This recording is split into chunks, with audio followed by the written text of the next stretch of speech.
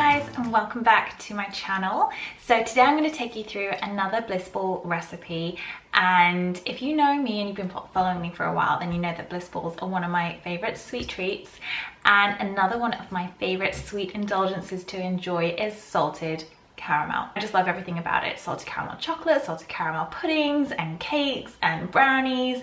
So of course one of my favorite Bliss balls is going to be a salted caramel Bliss ball, which is what I'm going to take you through today. So the first thing that I'm going to use is I've got 50 grams of rolled oats and 50 grams of ground almonds, and I'm just going to put them in a food processor. So I tend to use food processors to make my Bliss balls, but you could use a smoothie maker as well, any sort of blender, just to bring all the ingredients together. So 50 grams of ground almonds, 50 grams of oats are going to go in there.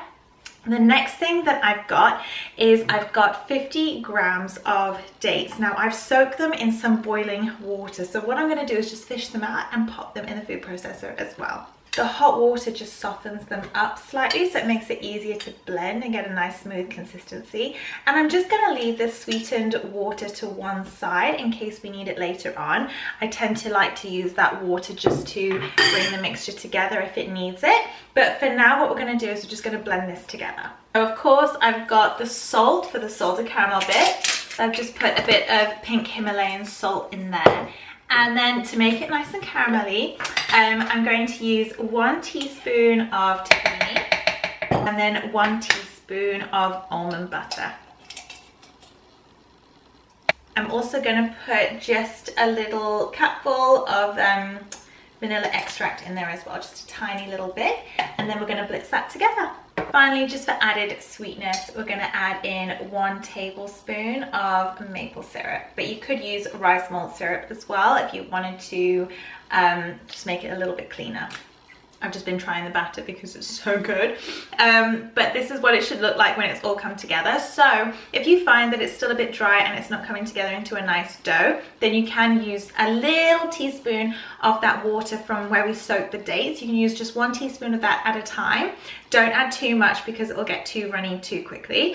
I didn't find I needed to add any extra in there, but if you do, then just 1 teaspoon at a time. And what we're going to do is we're just going to roll this into little bite-sized Bliss balls.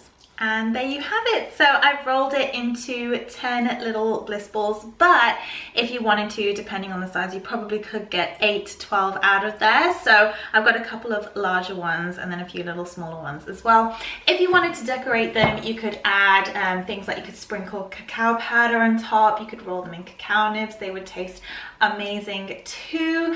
So I hope that you enjoy these Bliss balls as much as I do. They are so delicious. I tend to store them in an airtight container and keep them in the fridge just because they last that little bit longer, but try and not to eat them all at once because they are so good, and I could easily do that. I was just eating the dough before, or the batter before I even roll them into those Bliss balls. So I hope that you enjoy this recipe. If you did, then make sure that you tag me in them on Instagram because I'd love to see your recipes. So at Her Unique Glow on Instagram, I'd love to see you make them. If you like this video, then give it a thumbs up, click the bell so that you get notified when I post more videos, and make sure that you subscribe as well, and I will speak to you guys soon. Thank you for watching.